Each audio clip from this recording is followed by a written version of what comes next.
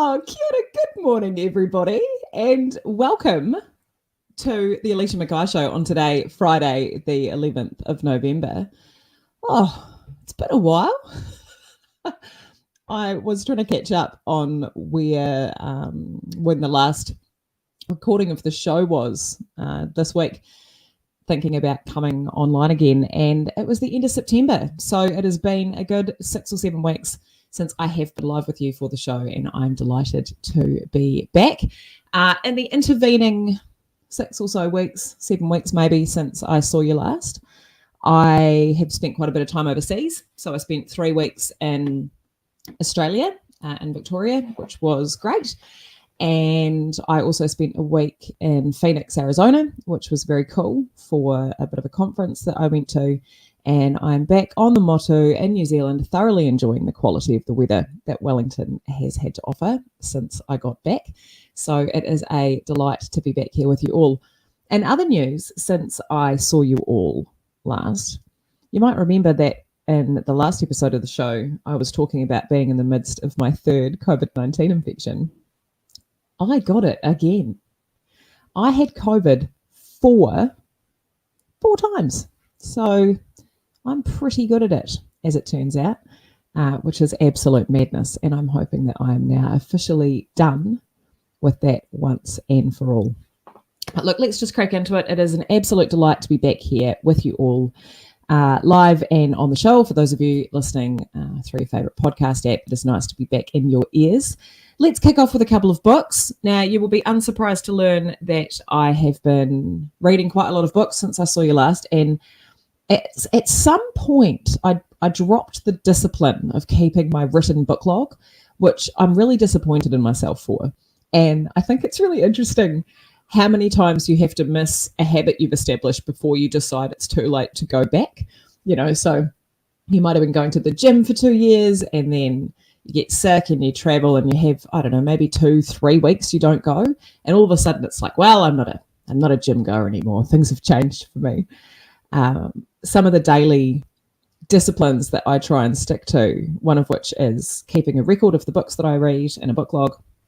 Another one is that I've been keeping a 5-year line a day journal, or trying to, for a number of months. And if you miss, say, 2 or 3 entries, you don't feel quite so bad about going back and filling in the bits that you've missed. But once you've missed a couple of weeks, and for me, it's been many weeks because I didn't take it on holiday with me, it's like, well, I guess I just never do that again.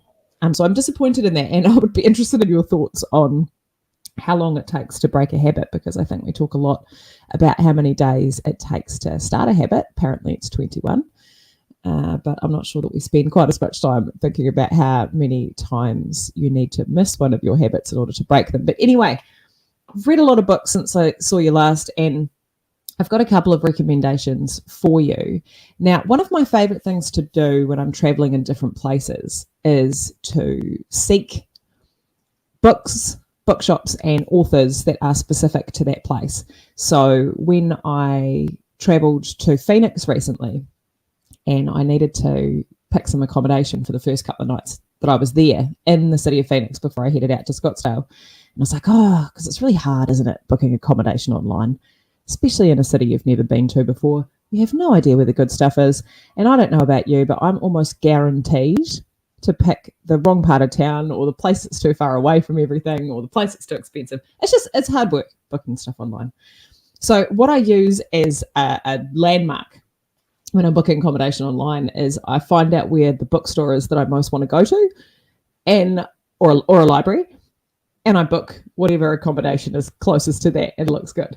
And so I did do that in Phoenix, and there's a great bookstore called Changing Hands, which also has a wine and coffee bar in it, where I spent a lot of time that I enjoyed very much. So I love doing that. The other thing I love doing when I'm in different places is to pick up books by authors from that place to celebrate their local place. And so when I was in Melbourne a month or 2 ago, I picked up a bunch of really great reads from Melbourne authors, which I really enjoyed. And when I was in America, I picked up a bunch of authors for the cities that I was in. When I was in San Francisco airport a couple of weeks ago, I picked up this book, which is called A Visit from the Goon Squad. by Jennifer Egan. And this book's actually quite old. Like, it has not come out recently. Let me see if I can find out for you when it came out. This is what happens when you don't plan these things. 2010. So this book's actually, 12 years old. And I mean, she did win the Pulitzer Prize. So, I mean, that's a pretty good sign that it's a good book. But this book it's a novel. It's dark. It's funny. It's clever. It's extremely insightful from a social point of view. And it's this incredible mix of feeling both clever, as though you're engaging at an intellectual level about the world around you, and just really bloody funny and a bit wrong. And so it's a story about various people who are in the music industry, and it kind of tracks their life as record producers and the people surrounding those people over a number of years, and somehow manages to be an incisive social commentary at the same time. It's also worth noting that she does kind of predict the rise of smartphone culture and the dangers of screen time for children before that was even a thing, really. So this is an absolutely magnificent book. Jennifer Egan is from San Francisco, which is why I picked this up in the San Francisco airport.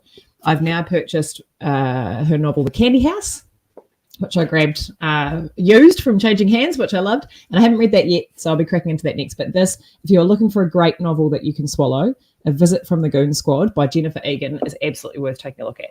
So that's one of my favourite novels from the last few weeks.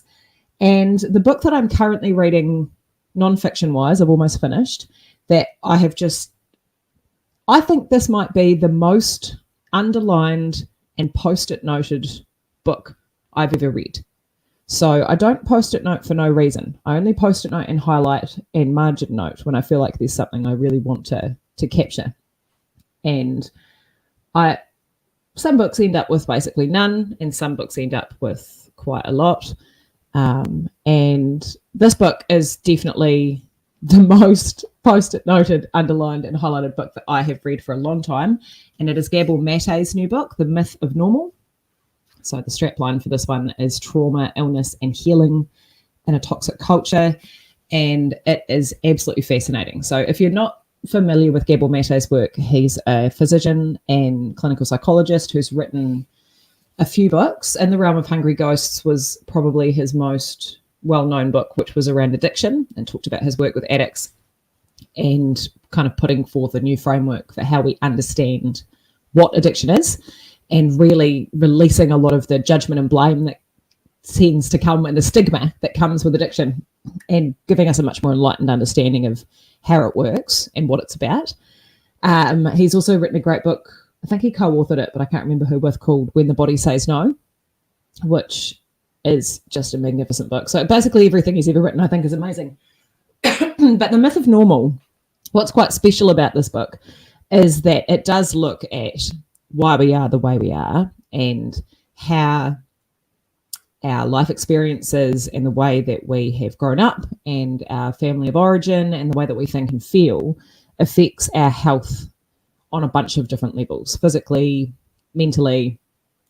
But rather than just keeping that centered on the individual, which is where a lot of those trains of thought tend to go, which is that, well, if you've had a hard life, then you're going to get sick later. He spends a lot of time locating it culturally and economically and saying, look, we've actually designed a society in late stage capitalism that is designed for disconnection. And the pressures that exist on families and on people when they're raising their children make it almost impossible to raise connected, healthy, whole people. And this isn't a matter of individual blame. It's actually something we need to look at as a cultural phenomenon. And it is just so good. I've just never had so many post-it notes inside a single book. Look at this. It's ridiculous. I might as well just highlight the whole book. So The Myth of Normal by Gabor Mate is absolutely worth reading. I also saw him speak last week, which was kind of amazing. It was a real fangirl moment for me. And I don't behave particularly well when I'm a fangirl. I just kind of melt down. I'm like, oh my God. You know how you have these aspirations if you meet your heroes, that when you see them, you'll say something really erudite and impressive so that they know that you're like them and you think like them, and they'll be attracted to you and they'll be like, wow, yeah, this is my person. I entertain these fantasies, but I'm beginning to discover that that is not how I behave in the presence of people who I greatly admire, particularly on an intellectual level.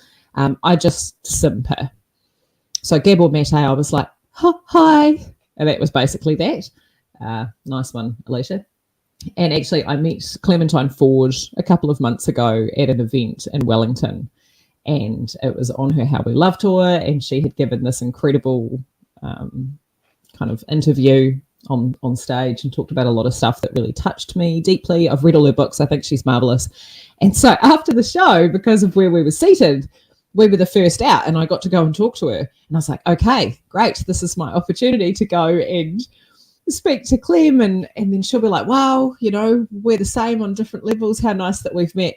And instead, I just hugged her and cried a little bit on her shoulder.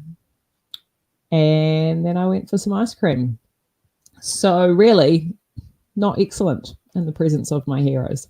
So those two books, if you are looking for a read, remember the fiction read on that one was A Visit from the Goon Squad by Jennifer Egan. And the non-fiction is The Myth of Normal by Gabor Mate, which he also co-authored with his son, Daniel. All right, so if you're following along and you saw the event go up and get scheduled for this week, you'll see that I put in the little promo picture something about littering.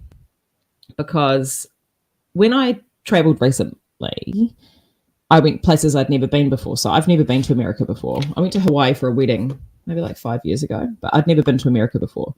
And so I was fascinated, obviously, by the differences in the culture and just the different habits and attitudes that were there, particularly in a work environment compared to conferences, for example, in New Zealand, because I've spent a lot of time in conferences in New Zealand. And so I was just keeping like a little notepad and the nerdy way that I do of just observations. And there were some really obvious ones in there. So, I mean, obviously I was in the Southwest, which is not representative of America as a whole. But things I noticed there, everything is built for cars.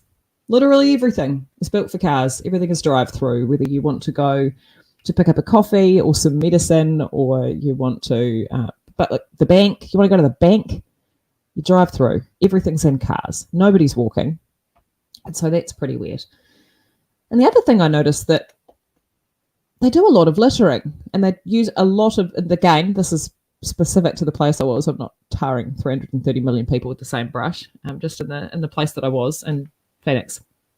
A lot of takeaway and disposable and consumable items just as part of everyday life. So there were some really obvious ones in there around plastic bags.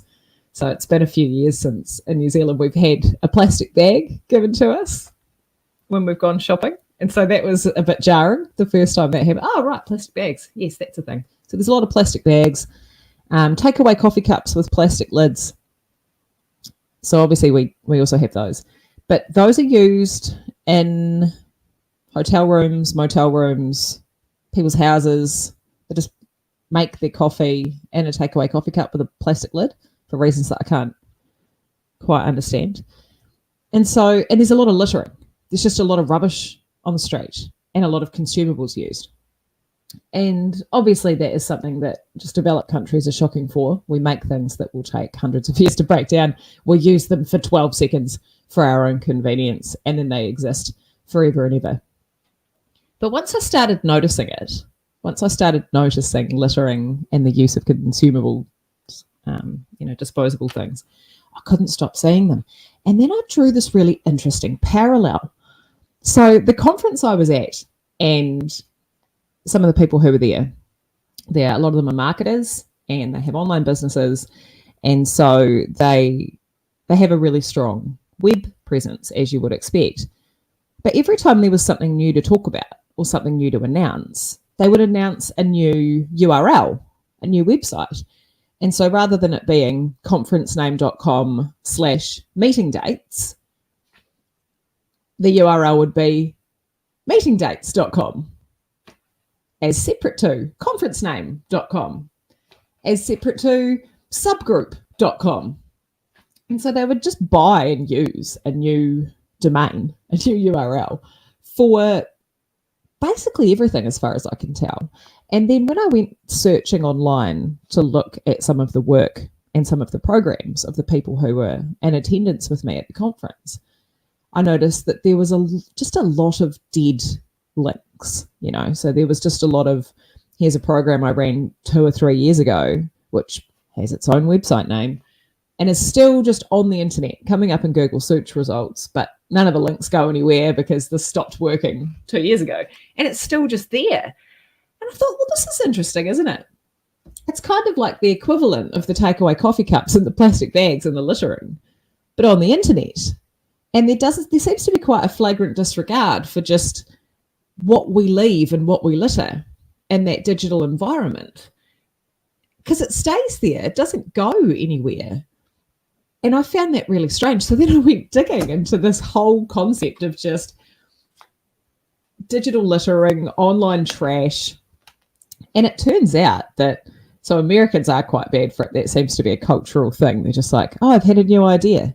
Newidea.com.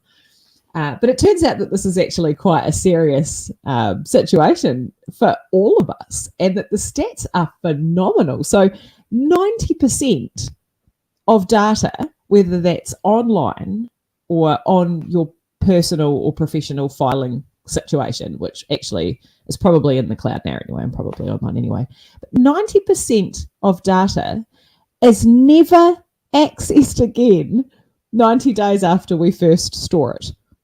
All right. So 90% of what we make and put online and save in our files and everything else, 90% of it is never looked at again 3 months after it's put there. So that's quite interesting to me. We don't look at it. We don't think about it. A couple of extra tidbits or statistics that you might find interesting.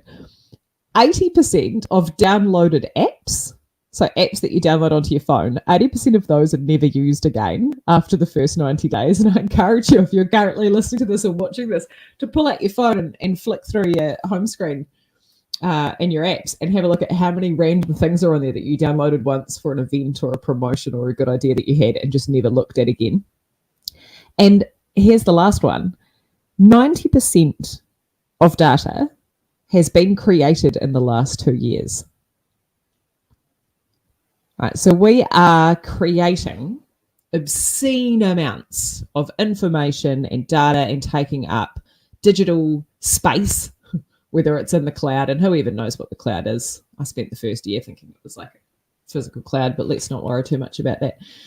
90% of what's out there has been made in the last 2 years, which says a lot about, I guess, the increasing pace at which we make and store information. Because if you remember a time when we had really limited storage space, so we didn't have a cloud, and our phones had bugger all space on them and our computers had bugger all space on them unless you had an external hard drive, you had to be a little bit more judicious about what you held on to.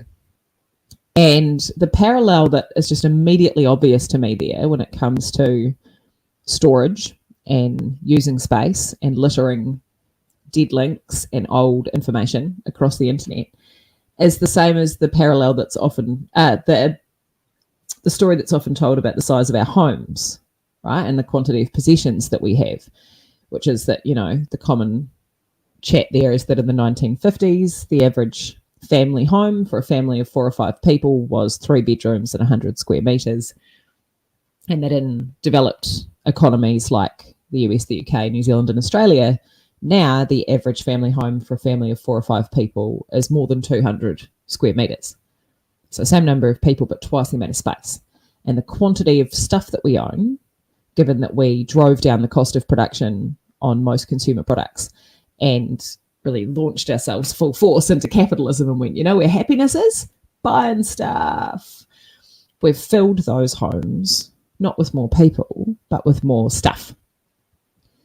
And so this kind of stuff-rich environment, whether it is online or in our homes, is this, I guess, this just really cluttered place that we live in. Like, we live amongst clutter.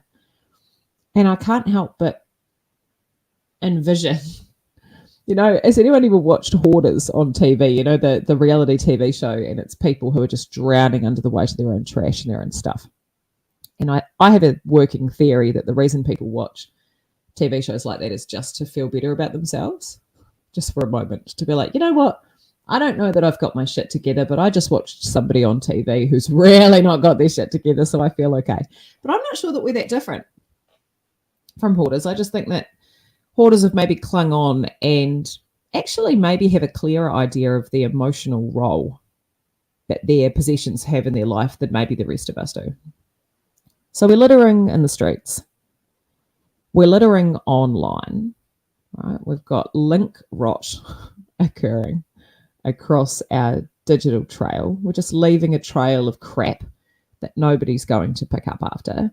And, you know, it's that classic line that you learn at school when you think about, there's no such thing as throw it away. There is no away. And I think that's just as true online as it is in person. But then it got me thinking, because there's nothing I enjoy more than extending a metaphor well beyond its useful or tangible life, about all the other ways that we litter and all the other ways that we have disregard for what the cast-offs of our life have on the broader environment that we live in and the people who live in that environment or who are affected by that. And so it feels to me as though COVID and sickness in general, particularly respiratory sickness, is a form of littering, isn't it? So if you go out without a mask on and you're not well, then surely that's germ littering. Like surely you are just littering your nasty little germs all over public space. And the speed at which, and we've mentioned this a few times before on the show, the speed at which we were quite comfortable going back to littering our germs in public once we felt as though there was an end in sight for the pandemic, despite 2 years of being vigilant about our droplets. Droplets is a strange word, isn't it? It's just astonishing, right? And so COVID is definitely germ littering. In fact, going out sick in public at all is germ littering, surely.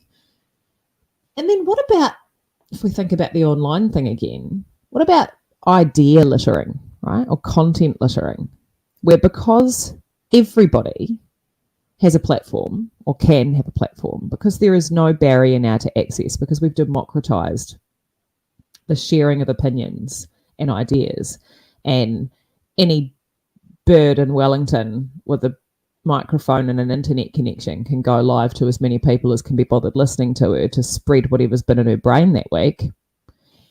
Because that's true, we're surrounded by just kind of crappy ideas and ideologies of questionable value that have just as much right to space in our minds as the stuff that's useful.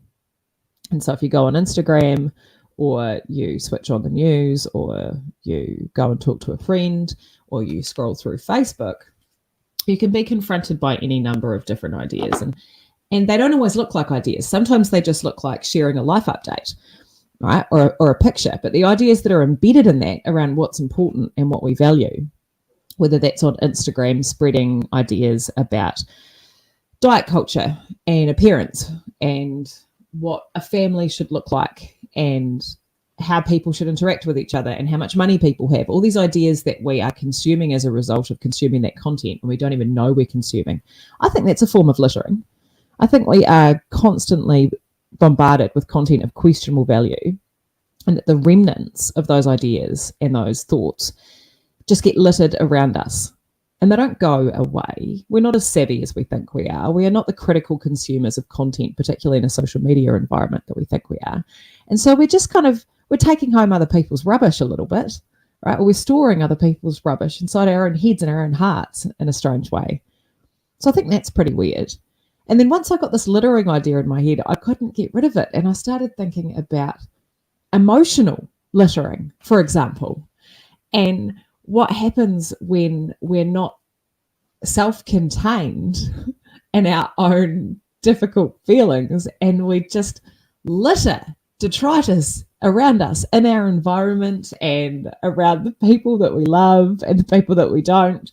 And the unintended consequence of littering our vibes and our feelings and our unresolved or unprocessed issues in the environment around us. And actually, if you look at, I don't know, some of our politicians or some of our public kind of figures, it could be argued that they are emotionally littering all of their unprocessed shit as a need for validation all over the rest of the world. And that actually the consequences for being an emotional litterer, when you are a powerful person who gets to make decisions about the futures of others, is pretty terrifying.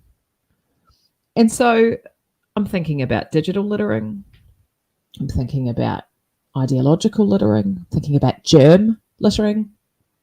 I'm thinking about idea littering. I'm thinking about emotional littering.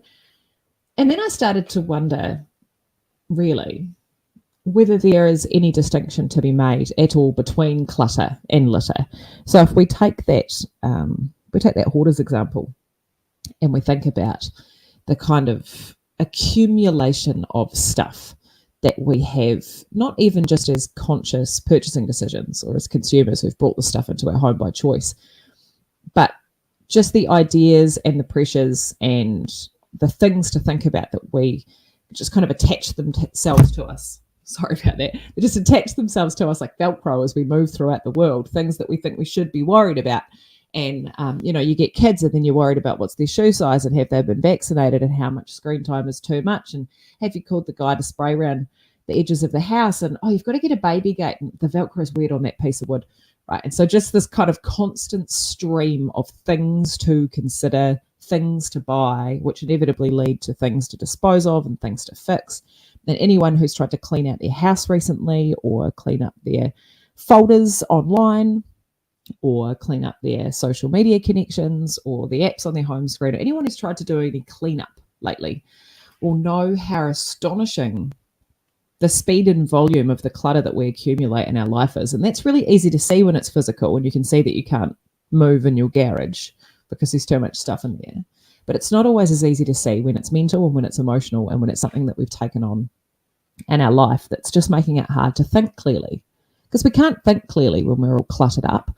And this week I've done a bunch of things that have had this surprisingly impactful effect on my mental state and my life by clearing a little bit of that clutter out. And it's been really stupid stuff, really little stuff, like the coffee machine broke and I took it to the coffee repairer and it's being fixed. And we've had an iPad in the lounge that my daughter uses. We've had this iPad, we've had it for ages, but it got stood on about 2 months ago and it's had a broken screen. And it's been hanging around with this broken screen for 2 months. And every now and again, Harriet goes, "Have you got the iPad fixed yet?" And I'm like, "No." And I just spent 6 minutes Googling an iPad repair near me and taking it down and going, "Excuse me, could you replace the screen on this, please?" And they said, "Absolutely." And the problem is gone. And these are really ridiculous minor things, right? Organising repairs, returning phone calls, resolving decisions that have been sitting in the back of your mind for a long time. But the freeing and calming effect that dealing with some of that clutter has had on just my ability to turn up for the day and to feel on top of things has been really telling for me this week about just how much of that I must be carrying and how much of that I think all of us are carrying. And so we've got all this internal littering going on, and it's promises that we've made or commitments that we've made of any gravity. It's things we think we should do, things we have to do, things to pay for, things to think about, people to be concerned about, people to get back in touch with, emails to respond to, reports to write, text messages that you haven't acknowledged. And then all in this mess, all littered throughout our brains and our bodies as, snippets of conversation that for some reason have never left our heads, and thoughts that we've had that have maybe become obsolescent or they have expired in terms of their useful life, but we're hanging on to them. Experiences we've had and not let go of. And so it seems to me that everything's a bloody mess, really, that we're internally littered, and then because we haven't been able to resolve that internal litter, we're then heading out into the world and littering those unresolved thoughts and feelings and emotions and stresses out on everybody around us, because stress is contagious, and the more stressed we are, the more stressed those in our orbit become. And so I don't really know how to wrap this one up. This is really, and what an excellent way to bring the show back, by the way, which is just me extending a metaphor for a very long time, with an esoteric wondering about the world around us, and then leaving you with nothing useful with which to do with it, aside from a couple of book recommendations. I think the really kind of negative or blamey approach to this would be to think about, oh, people are so materialistic, or people are so entitled to public space that they don't mind littering, whether it's online or in public. And I don't think it's that simple. I guess if I was going to leave you with something in this littering conversation, it would be to have a look around you at what you might be unwittingly sprinkling into your environment, and maybe to think about what some of the clutter you're currently dealing with, whether that's physical clutter or clutter in your mind or in your life or on your to-do list, what that clutter might be doing in order to provoke you to be doing littering, or to be littering in a way that perhaps you're not very proud of. And that's certainly something that I will be thinking about over the next little while, and something that perhaps you might like to think about too. All right, we've reached 8:30 and I've got to go and take my children to school. So for those of you who tuned in today and followed along, thank you so much for joining me again. It is a delight to be back. I'm very pleased. I will be back here every Friday for the foreseeable future. So you'll see me next Friday here, wherever you do choose to watch, LinkedIn, Facebook, YouTube, or if you are listening on Spotify or Apple or wherever you choose to get your podcasts. It was great to be back here with you, and I will see you next week. Have an excellent weekend, everybody. Ka kite.